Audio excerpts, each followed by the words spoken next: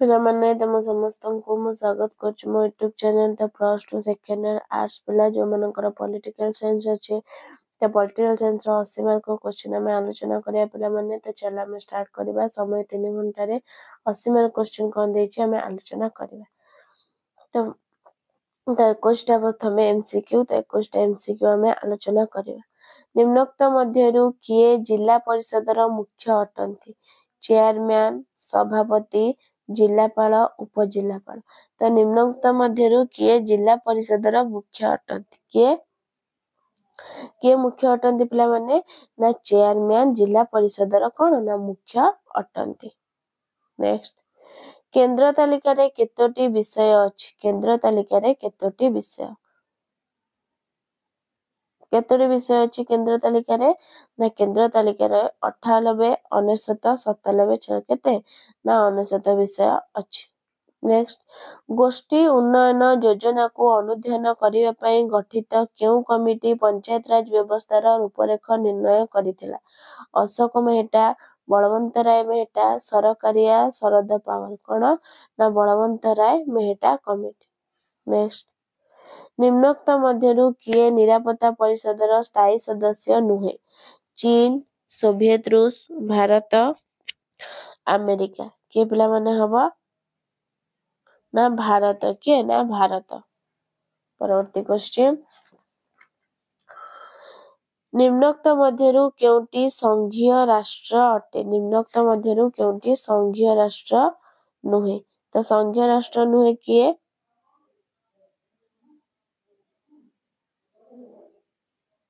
ତ ପିଲାମାନେ ଏଇଟା କହିଲେ, ଏଇଟା ହଉଛି ବଳବନ୍ତ ରାୟ ମେହେଟା। କିଏ ନିରାପତ୍ତା ପରିଷଦର ସ୍ଥାୟୀ ସଦସ୍ୟ ନୁହେଁ? ଚୀନ, ସୋଭିଏତ ରୁଷ, ଭାରତ, ଆମେରିକା। କିଏ ନା ଭାରତ। ନେକ୍ସଟ, ନିମ୍ନୋକ୍ତ ମଧ୍ୟରୁ କେଉଁଟି ସଂଘୀୟ ରାଷ୍ଟ୍ର ନୁହେଁ? England, America, Canada, Bharat. କିଏ ନା ଇଂଲଣ୍ଡ ହଉଛି ସଂଘୀୟ ରାଷ୍ଟ୍ର ନୁହେଁ।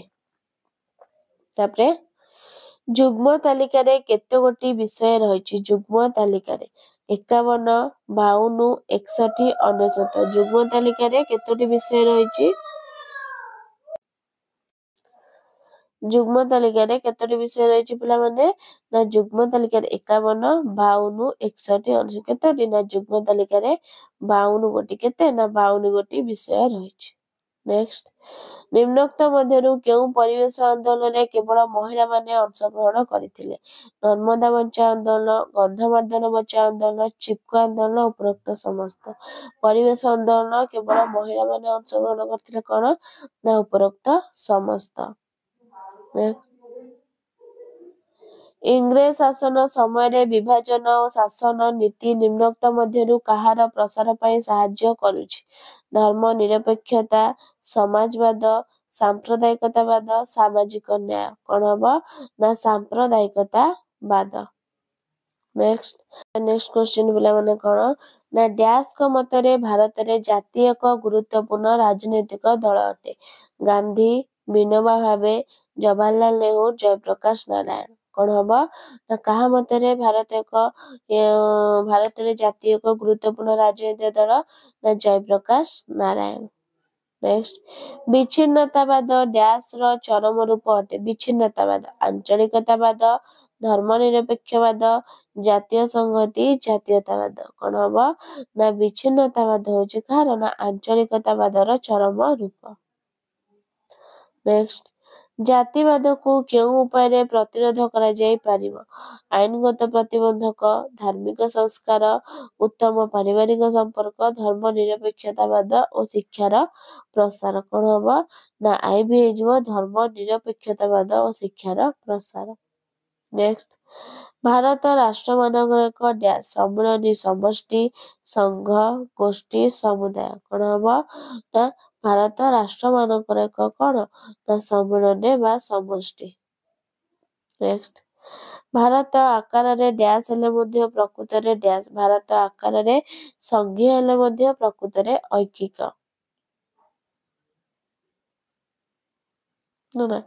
ଭାରତ ଆକାରରେ କ'ଣ ନା ବ୍ୟାପକ, ପ୍ରକୃତରେ କ'ଣ ନା ସୀମିତ। ନେକ୍ସଟ ସମ୍ବିଧାନର କେଉଁ ଧାରାରେ ଭାରତର ବୈଦେଶିକ ନୀତି ବର୍ଣ୍ଣିତ? ଧାରା 45, ଧାରା 48, ଧାରା 51, ଧାରା 52 କେତେ? ନା ଧାରା 51। ପଞ୍ଚଶୀଳ ନୀତିର ପ୍ରବକ୍ତା କିଏ? ମହାତ୍ମା ଗାନ୍ଧୀ, ଜବାହରଲାଲ ନେହେରୁ, ଲାଲ ବାହାଦୁର ଶାସ୍ତ୍ରୀ, ଇନ୍ଦିରା ଗାନ୍ଧୀ କିଏ? ନା ପଞ୍ଚଶୀଳ ନୀତିର ପ୍ରବକ୍ତା ହେଉଛନ୍ତି ଜବାହରଲାଲ ନେହେରୁ। ନେକ୍ସଟ ନିମ୍ନୋକ୍ତ ମଧ୍ୟରୁ କେଉଁଟି ସାର୍କର ରାଷ୍ଟ୍ର ନୁହେଁ? ଭାରତ, ନେପାଳ, ଭୁଟାନ, ଥାଇଲାଣ୍ଡ। କିଏ ସାର୍କର ରାଷ୍ଟ୍ର ନୁହଁ? ନା Thailand. Next salt double I କେଉଁ ମସିହାରେ ସ୍ୱାକ୍ଷରିତ ହୋଇଥିଲା? 1970, 1973, 1979, 1990। କେଉଁ ମସିହାରେ ହୋଇଥିଲା? ନା 1979 ମସିହାରେ। ନେକ୍ସଟ ଷ୍ଟାର୍ଟ କେବେ ସ୍ୱାକ୍ଷରିତ ହୋଇଥିଲା? 1979, 1980, 1985, 1990। କେବେ ହୋଇଥିଲା? ନା 1990। କେବେ? ନା 1990 ମସିହାରେ ସ୍ୱାକ୍ଷରିତ ହୋଇଥିଲା। କେଉଁ ମସିହାରେ ହେଇଥିଲା ପିଲାମାନେ ଷ୍ଟାର୍ଟ? ନା 1990 ମସିହାରେ।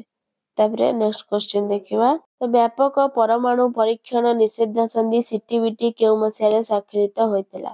1990, 1995, 1996, 1999। କେବେ? ନା 1996 ମସିହାରେ ସିଟିବିଟି ସ୍ୱାକ୍ଷରିତ ହୋଇଥିଲା। କେବେ ମିଳିତ ଜାତିସଂଘ ଘୋଷଣାନାମା ହୋଇଥିଲା? 1942, 1943, 1944, 1945। କେବେ ମିଳିତ ଜାତିସଂଘ ଘୋଷଣାନାମା ହୋଇଥିଲା? ନା 1943। ତ ଶେଷ କ୍ୱେଶ୍ଚିନ୍ 21 ଟାରୁ ନିମ୍ନୋକ୍ତ ମଧ୍ୟରୁ କେଉଁଟି ଜଳବାୟୁ ପରିବର୍ତ୍ତନକୁ ହ୍ରାସ କରେ ନାହିଁ? ହିମସ୍ରୋତ, ବରଫର ଆବରଣ, ସାମୁଦ୍ରିକ ବରଫ, କଳକାରଖାନା। କଣ? ନା କଳକାରଖାନା। ତାପରେ ଆସିଲା 2 ମାର୍କିଆ 7ଟା କରିବା। ଯେକୌଣସି ଆମେ 7ଟା ଆଜି ଆଲୋଚନା କରିବା। ଯୁଗ୍ମ ତାଲିକା କଣ? କଣ? ନା ଯେଉଁ ତାଲିକାଭୁକ୍ତ ବିଷୟଗୁଡ଼ିକ ଉପରେ ଉଭୟ କେନ୍ଦ୍ର ଓ ରାଜ୍ୟ ସରକାରଙ୍କ କର୍ତ୍ତୃତ୍ୱ ଥାଏ ତାକୁ ଯୁଗ୍ମ ତାଲିକା କୁହାଯାଏ। ଉଦାହରଣ ସ୍ୱରୂପ ହେଲା ବିବାହ ବିଚ୍ଛେଦ, ସମ୍ବାଦପତ୍ର, ଶ୍ରମିକ କଲ୍ୟାଣ ଇତ୍ୟାଦି। କିନ୍ତୁ କେନ୍ଦ୍ରୀୟ ଆଇନ ଓ ରାଜ୍ୟ ଆଇନ ମଧ୍ୟରେ ବିବାଦ ଦେଖାଗଲେ କେନ୍ଦ୍ରୀୟ ଆଇନ ବଳବତ୍ତର ରହେ ଏବଂ ଯୁଗ୍ମ ତାଲିକାରେ 52 ଗୋଟି ବିଷୟ ରହିଛି। ମିଳିତ ସରକାର କଣ? ନା ସଂସଦୀୟ ଗଣତନ୍ତ୍ରରେ ଯେତେବେଳେ 2 ବା ତତୋଧିକ ରାଜନୈତିକ ଦଳ ମିଳିତ ଭାବରେ ଏକ ମେଣ୍ଟ ସରକାର ଗଠନ କରନ୍ତି ତାହାକୁ ମିଳିତ ସରକାର କୁହାଯାଏ। ମିଳିତ ସରକାରର ଏକ ସାଧାରଣ ସର୍ବନିମ୍ନ କାର୍ଯ୍ୟକ୍ରମ ଗ୍ରହଣ କରାଯାଇ ସରକାର ପରିଚାଳନା କରାଯାଏ। ତାପରେ ପିଲାମାନେ କଣ ଦେଲା? ନା ପୌର ନିଗମ କଣ? ନା ପୌର ନିଗମ ବା ନଗର ନିଗମ ବା ମୁନିସିପାଲିଟି କଣ? ମୁନିସିପାଲ କର୍ପୋରେସନ ହେଉଛି ସହରାଞ୍ଚଳର ସର୍ବୋଚ୍ଚ ସ୍ୱାୟତ୍ତ ଶାସନ ସଂସ୍ଥା। 74ତମ ସମ୍ବିଧାନ ସଂଶୋଧନ ଅନୁଯାୟୀ 3 ଲକ୍ଷରୁ ଉର୍ଦ୍ଧ୍ୱ ଲୋକ ବସବାସ କରୁଥିବା ନଗରମାନଙ୍କରେ ମହାନଗର ନିଗମ ପ୍ରତିଷ୍ଠା ହୋଇପାରିବ। ସେମିତି ନାରୀବାଦ କଣ ପିଲାମାନେ? ନା ନାରୀବାଦ ହେଉଛି ନାରୀ ମୁକ୍ତି, ନାରୀ ଉତ୍ଥାନ ତଥା ନାରୀମାନଙ୍କର କଣ? ନା ନାରୀମାନଙ୍କର ସପକ୍ଷରେ ଗଢ଼ି ଉଠିଥିବା ଏକ ଆଦର୍ଶବାଦ ଓ ଆନ୍ଦୋଳନ। ଏହା ପୁରୁଷ ପ୍ରଧାନ ସମାଜରେ ଥିବା ବାଛବିଚାର ଓ ଅତ୍ୟାଚାର ଦୂର କରି ନାରୀମାନଙ୍କୁ ପୁରୁଷମାନଙ୍କ ପରି ସବୁ କ୍ଷେତ୍ରରେ ସମାନ ଅଧିକାର, ସ୍ୱାଧୀନତା, ସ୍ୱାୟତ୍ତତା, ମର୍ଯ୍ୟାଦା ପ୍ରଦାନ କରିବା ଉପରେ ଗୁରୁତ୍ୱ ପ୍ରଦାନ କରାଯାଏ। ସିନ୍ଧୁ ନଦୀ ଜଳ ବିବାଦ କଣ? ନା ସିନ୍ଧୁ ନଦୀର କେନାଲ ଜଳ ବଣ୍ଟନ ନେଇ ଭାରତ ପାକିସ୍ତାନ ମଧ୍ୟରେ ବିବାଦ ଦେଖାଯାଇଥିଲା। 1960 ମସିହାରେ ତତ୍କାଳୀନ ଭାରତର ପ୍ରଧାନମନ୍ତ୍ରୀ ପଣ୍ଡିତ ଜବାହରଲାଲ ନେହେରୁ ପାକିସ୍ତାନ ପ୍ରତିପକ୍ଷ ଆୟୁବ ଖାନଙ୍କ ମଧ୍ୟରେ ଏକ ରାଜିନାମା ସ୍ୱାକ୍ଷରିତ ହେବା ପରେ ଏକ ଆୟୋଗ ଗଠିତ ହୋଇ ଏହାର ସମାଧାନ ହୋଇଥିଲା।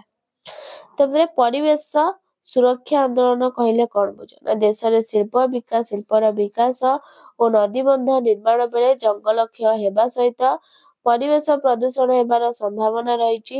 ସହନୀୟ ଓ ଧାରଣୀୟ ବିକାଶ ସହିତ ପରିବେଶର ସୁରକ୍ଷା ପାଇଁ ଯେଉଁ ଆନ୍ଦୋଳନ ସୂତ୍ରପାତ ହୁଏ ତାହାକୁ ପରିବେଶ ସୁରକ୍ଷା ଆନ୍ଦୋଳନ କୁହାଯାଏ।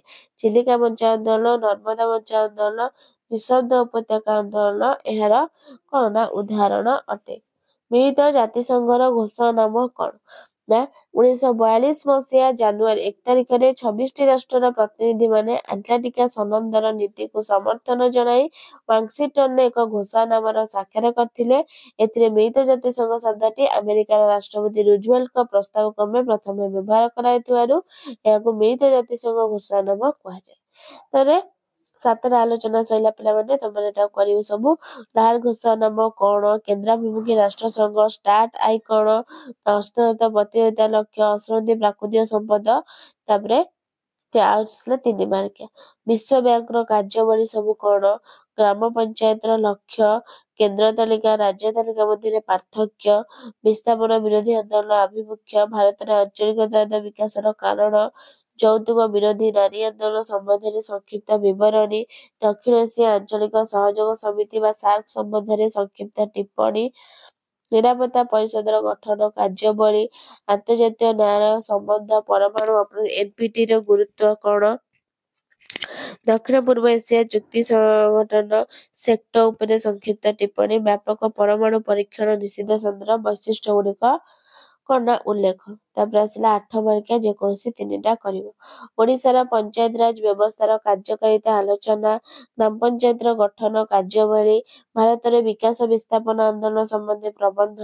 ପରିବେଶ ଆନ୍ଦୋଳନ ଲକ୍ଷ୍ୟ ବିକାଶ ଯଥାଯଥ ବିଶ୍ଳେଷଣ। ଭାରତରେ ବୈଦେଶିକ ନୀତିର ମୁଖ୍ୟ ବୈଶିଷ୍ଟ୍ୟମାନ। ତାପରେ ମାନବିକ ନିରାପତ୍ତା ସମ୍ବନ୍ଧରେ ପ୍ରବନ୍ଧ।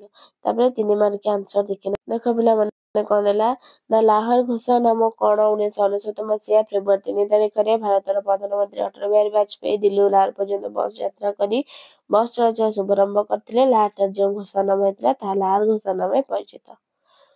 ତ କେନ୍ଦ୍ରାଭିମୁଖୀ ରାଷ୍ଟ୍ରସଂଘ ଦେଖ। ତାପରେ ପିଲାମାନେ ଦେଖ ଷ୍ଟାର୍ଟ କଣ? ତାପରେ ଆସିଲା ଅସ୍ତ୍ରଶସ୍ତ୍ର ପ୍ରତିଯୋଗିତାର ଲକ୍ଷ୍ୟ। ଅସରନ୍ତି ପ୍ରାକୃତିକ ସମ୍ପଦ। ତାପରେ ଆସିଲା କଣ ନା 3 ମାର୍କିଆ। ବିଶ୍ୱ ବ୍ୟାଙ୍କର କାର୍ଯ୍ୟାବଳୀ ସବୁ କଣ ସବୁ? ତାପରେ ଗ୍ରାମ ପଞ୍ଚାୟତର ଲକ୍ଷ୍ୟ ଗୁଡିକ। କେନ୍ଦ୍ର ତାଲିକା ରାଜ୍ୟ ତାଲିକା ମଧ୍ୟରେ ପାର୍ଥକ୍ୟ। ଏଇଟା କଣ? ଭାରତ ସମ୍ବିଧାନର 9ମ ଖଣ୍ଡ 7ମ ଅନୁଚ୍ଛେଦ କେନ୍ଦ୍ରୀୟ ସଂସଦ ରାଜ୍ୟ ବ୍ୟବସ୍ଥା ମଧ୍ୟରେ ଆଇନ ପ୍ରଣୟନ କ୍ଷମତା ବିଭାଜନ କରାଯାଇଛି। ଏହି 3 ଗୋଟି ତାଲିକା ପାଇଛି। କେନ୍ଦ୍ର ତାଲିକାରେ 69ଟି ବିଷୟ ରହିଛି। ଉପରେ ଆଇନ ପ୍ରଣୟନ କରିବାକୁ ଦାୟିତ୍ୱ କେନ୍ଦ୍ରୀୟ ସଂସଦକୁ ଦିଆଯାଇଛି। ଏହି ତାଲିକାରେ ପ୍ରତିରକ୍ଷା, ବୈଦେଶିକ ସମ୍ପର୍କ, ଡାକତାର, ମୁଦ୍ରା ବ୍ୟବସ୍ଥା, ଯୁଦ୍ଧ ଶାନ୍ତି ଆଦି ବିଷୟ ଅନ୍ତର୍ଭୁକ୍ତ। ଜରୁରୀ ଆବଶ୍ୟକତା ରହିଛି। ରାଜ୍ୟ ତାଲିକାଭୁକ୍ତରେ ସେମିତି 61ଟି ବିଷୟ ଆଇନ ପ୍ରଣୟନ ଦାୟିତ୍ୱ ବ୍ୟବସ୍ଥାପିକା ରହିଛି। କୃଷି, ସ୍ୱାସ୍ଥ୍ୟ ତାର ଏକ୍ସାମ୍ପଲ ସବୁ। ଏହି ଆଞ୍ଚଳିକ ସ୍ୱାର୍ଥ ବିଷୟର ଦେଶ ସାରା ଏକ ପ୍ରକାର ଆଇନ ପ୍ରଣୟନ ଆବଶ୍ୟକତା ନାହିଁ। ତ ଏ ହେଲା। ତାପରେ ବିସ୍ଥାପନ ବିରୋଧୀ ଆନ୍ଦୋଳନ ଆଭିମୁଖ୍ୟ ଗୁରୁତ୍ୱପୂର୍ଣ୍ଣ କୋଶ୍ଚିନ୍ଟା। ଏଇଟା ସବୁ ଇମ୍ପୋର୍ଟାଣ୍ଟ ପିଲାମାନେ, ସିଲେକ୍ସନ କୋଶ୍ଚିନ୍ରେ ସବୁ ଯାଉଛି ପିଲାମାନେ। ଏହି ଆଞ୍ଚଳିକତା ବିକାଶ କାରଣ କିଛି ନାହିଁ, ଯେକୌଣସି 7ଟା ଆରାମସେ କରିପାରିବ। ତାପରେ ଯୌତୁକ ବିରୋଧୀ ନାରୀ ଆନ୍ଦୋଳନ ପଢିଦବ, କଣ ଆରାମସେ ତମେ ଲେଖିପାରିବ ଯୌତୁକ ବିରୋଧୀ। ତାପରେ ଦକ୍ଷିଣ ଏସିଆ ଆଞ୍ଚଳିକ ସହଯୋଗ ସାର୍କ ସମ୍ବନ୍ଧରେ। ତାପରେ ନିରାପତ୍ତା ପରିଷଦର ଗଠନ କାର୍ଯ୍ୟାବଳୀ। ତାପରେ ଦେଖିଲା ଆନ୍ତର୍ଜାତୀୟ ନ୍ୟାୟାଳୟ ସମ୍ବନ୍ଧରେ। ତାପରେ ପରମାଣୁ ଅପ୍ରସାରିତ ଏନପିଟି। ବ୍ୟାପକ ପରମାଣୁ ନିଷିଦ୍ଧ ସନ୍ଦେହ ବୈଶିଷ୍ଟ୍ୟ। ତାପରେ ଦକ୍ଷିଣ ପୂର୍ବ ଏସିଆନ ସେକ୍ଟର ଉପରେ ଗୁରୁତ୍ୱ। ତ ଏତିକି ଥିଲା ତମମାନଙ୍କର କଣ ନା ପଲିଟିକାଲ ସାଇନ୍ସ 80 ମାର୍କିଆ କୋଶ୍ଚିନ୍। ଭିଡିଓଟି ଭଲ ଲାଗିଥିଲା ଲାଇକ୍, ସେୟାର, ସବସ୍କ୍ରାଇବ କରିଦିଅ। ରହୁଛି, ଧନ୍ୟବାଦ, ଜୟ ଜଗନ୍ନାଥ।